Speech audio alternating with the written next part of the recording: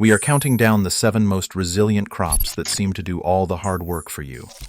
From hardy greens that shrug off neglect, to perennials that return year after year with barely a helping hand, this list reveals the edible plants that thrive on minimal fuss. Whether you are a busy gardener, a beginner, or just curious about effortless harvests, some of these might surprise you with just how hands-off they can be. So, which crop makes self-sufficiency almost automatic, and which ones are tough enough to beat drought and frost alike? Let's start our ranking with number 7. Swiss chard brings a splash of color and a quiet toughness to any garden, thriving where other greens quickly wilt. With thick, glossy leaves and rainbow-bright stems, this biennial often behaves like a perennial in mild climates, returning harvest after harvest from a single planting. Swiss chard proved its resilient nature during the severe United Kingdom drought of 1976, when allotment gardeners in Kent and Yorkshire called it a lifesaver because it kept growing while other crops withered. Growing Swiss chard is as close as a vegetable gets to using a slow cooker. Set it up and let it simmer with minimal oversight.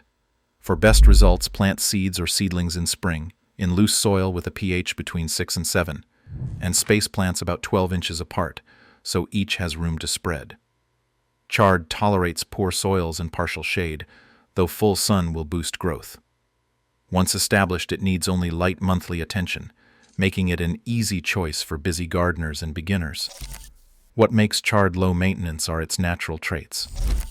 The plant stores water and nutrients in its thick stalks, so it can survive dry spells and brief neglect. Its cut-and-come-again habit means you harvest the outer leaves, and the center keeps producing, delivering fresh greens for 2 to 3 months or longer, even through heat.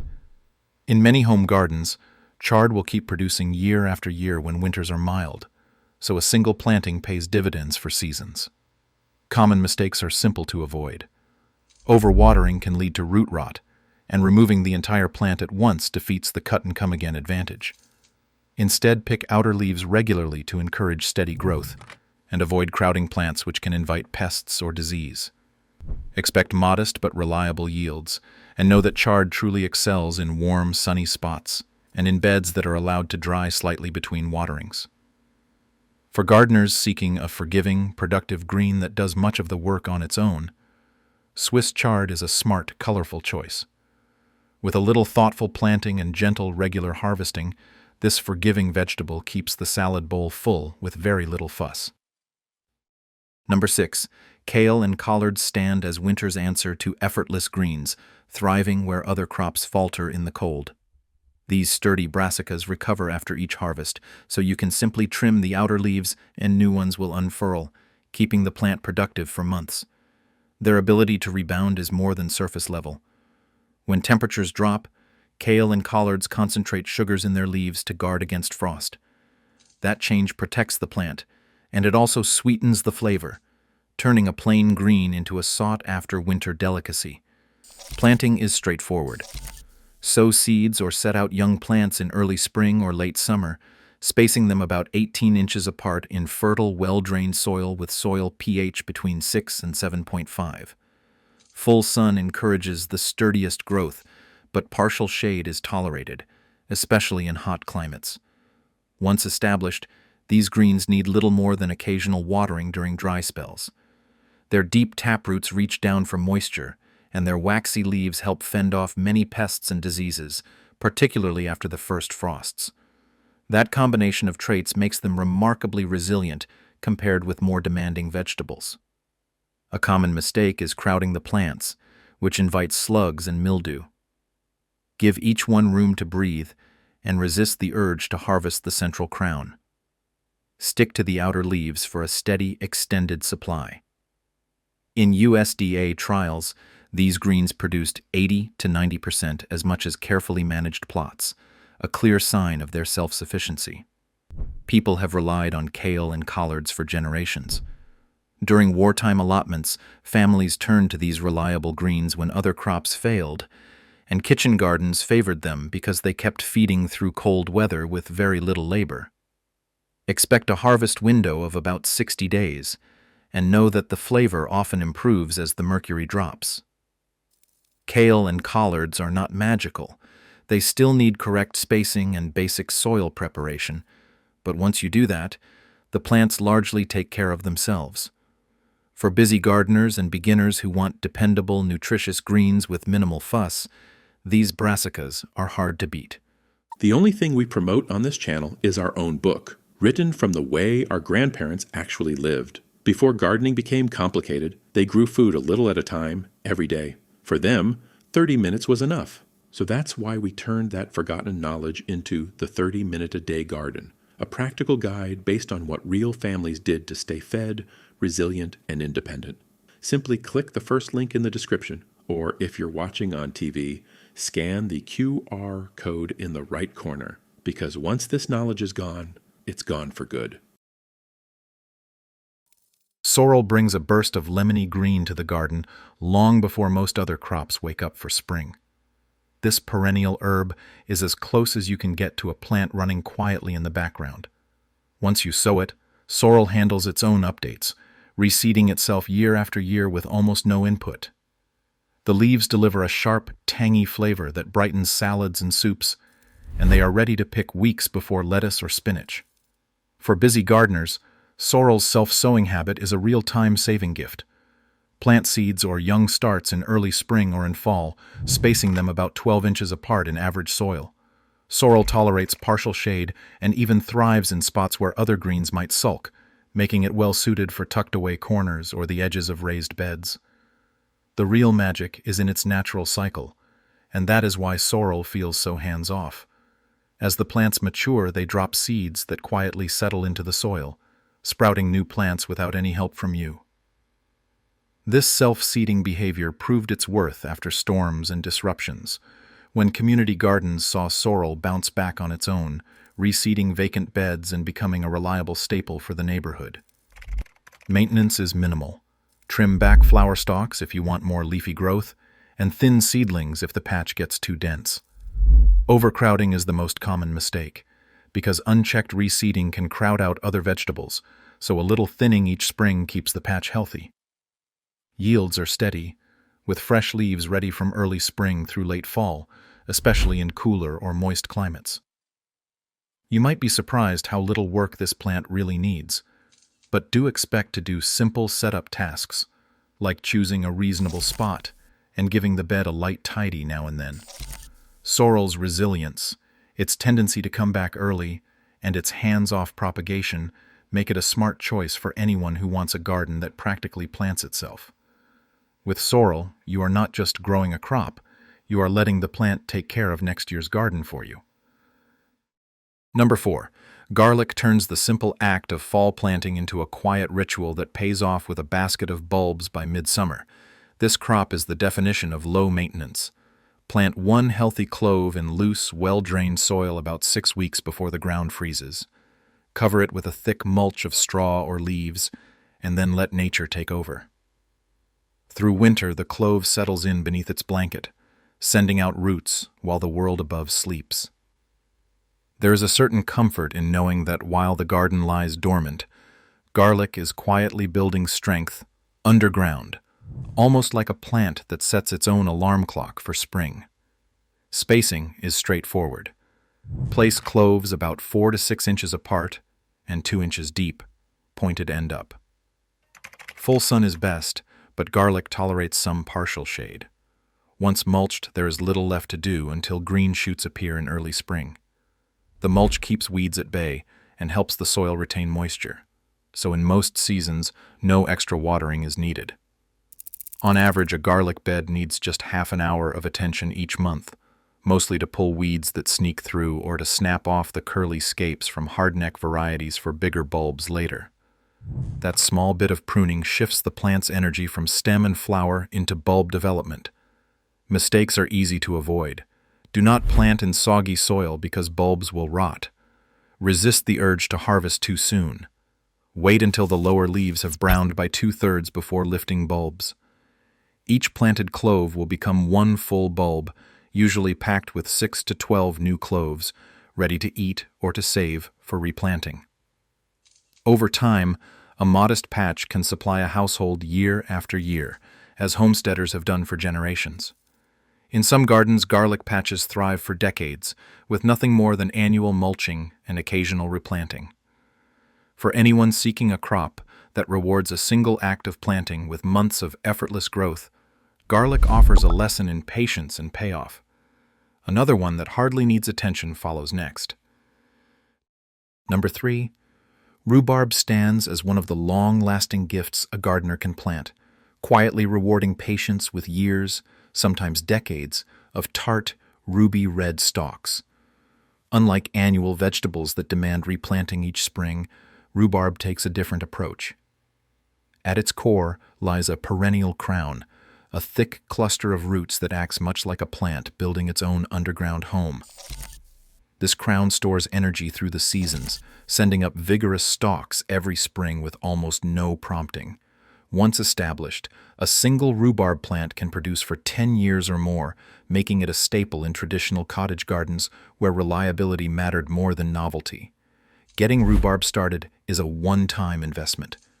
Plant divisions or crowns in early spring, placing them in rich, moist, but well-drained soil with a pH between 6 and 6.8. Each plant needs room to spread, 3 to 4 feet apart, so the crown has space to grow and breathe.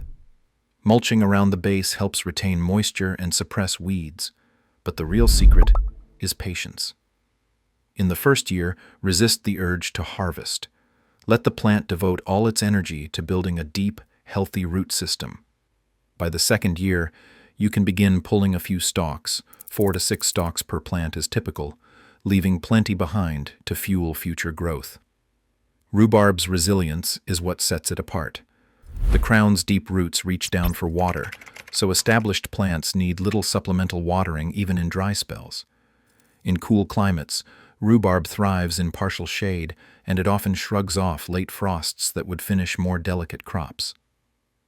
Its large leaves, though toxic, act as a natural deterrent to many pests, reducing the need for interventions. The main pitfalls are harvesting too soon or planting in soggy ground, either of which can weaken or rot the crown. Every 4 to 6 years, divide the crown in early spring to keep the patch vigorous and to prevent overcrowding. Historically, rhubarb was a mainstay in 19th century cottage gardens across Britain and North America, prized for its ability to provide easy desserts with almost no effort. Families would harvest stalks for pies and stews, often from the same plant their grandparents had tended. For anyone looking to grow a crop that asks for little but gives for years, rhubarb proves that sometimes the best investment is the one you plant once and harvest for a decade. Asparagus is the definition of patience rewarded. Plant it once, and with a little care up front, you can harvest crisp green spears every spring for decades.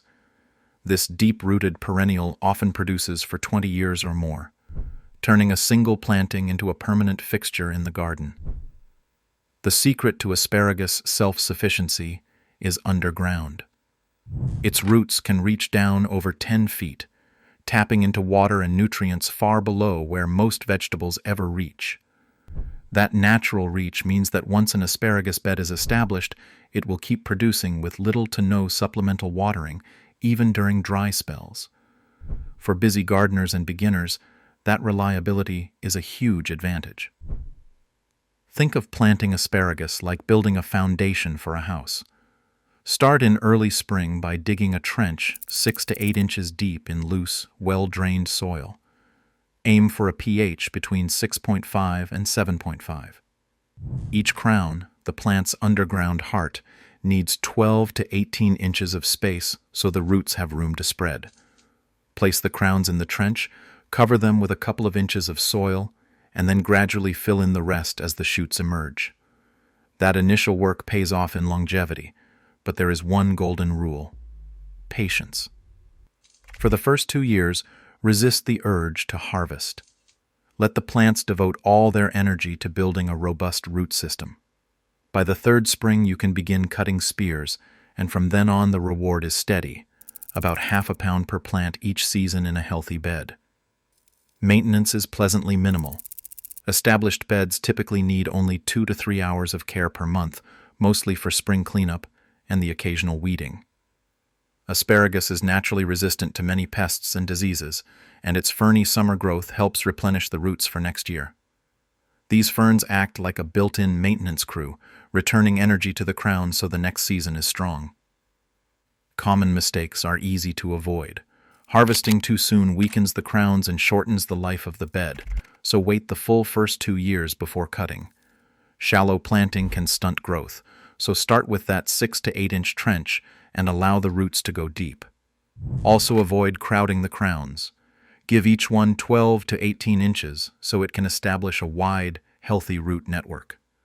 Historically, asparagus was a feature of kitchen gardens and homesteads because it rewarded careful planting with years of low-effort harvests. Well-tended asparagus patches in Victorian gardens have been known to produce for over a century, and some public beds still bear spears after many decades, a quiet testament to the plant's longevity. If you are willing to wait, asparagus offers an almost perennial promise. Plant once with care, give it room and time to build deep roots, and the garden will repay you with fresh spears each spring, with very little effort beyond that first careful planting. And finally, in first place, Jerusalem artichokes, often called sunchokes, earn their reputation as the wild tuber machine of the garden. These towering perennials, close cousins of the sunflower, can reach heights of 6 to 10 feet by midsummer, their cheerful yellow blooms swaying above a thicket of leafy stems.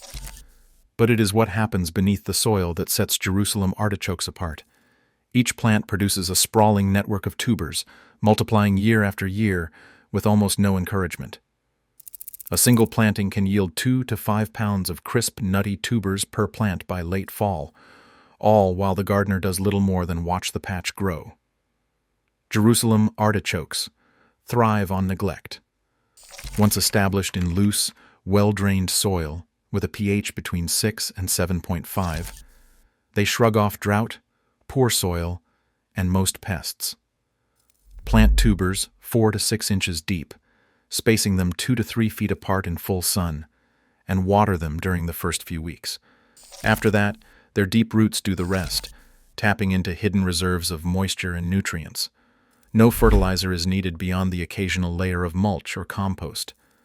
By the time the foliage dies back in late fall, the underground bounty is ready for harvest. Digging up the tubers at this stage not only delivers the best flavor, sweetened by the season's first frosts, but also helps prevent the patch from spreading beyond its boundaries. Yet the very trait that makes sunchokes so reliable, their aggressive rhizome spread, demands a bit of caution. Without containment, Jerusalem artichokes can quickly overrun a garden bed, sending out underground runners that sprout new plants wherever they find space. Some states even classify them as invasive. To keep this wild tuber machine in check, gardeners turn to physical barriers. Install root barriers at least 18 inches deep around planting zones, or grow sunchokes in large containers or raised beds with reinforced sides. Containment can be as simple as a deep planting trench or as deliberate as a dedicated bed. Container culture is especially effective. 1 tuber per 5-gallon pot, planted in a mix of garden soil and compost, will yield a generous crop without any risk of escape. After harvesting, sift through the soil with a garden fork to remove even the smallest tuber fragments, as any left behind will regenerate the following spring. The most common mistake with Jerusalem artichokes is underestimating their vigor. Planting them in open ground without barriers can lead to years of unplanned expansion, while over-harvesting all the tubers at once can kill the patch. Instead, harvest about half the tubers each fall, leaving some behind to regrow. In the right spot, sunchokes will return year after year, providing a reliable, low-effort food source that has sustained homesteaders and small farmers for centuries. Their resilience and self-propagating habit make them the ultimate example of a crop that truly grows itself, rewarding careful planning with abundant yields and almost no ongoing work. Across all 7 crops, one pattern stands out. True resilience in the garden comes from plants perfectly adapted to thrive on their own. Deep roots, perennial habits, and natural self-renewal mean less work for us, and steady harvests year after year. These crops remind us that abundance does not always take constant effort. Sometimes, nature's quiet persistence is the most reliable harvest of all.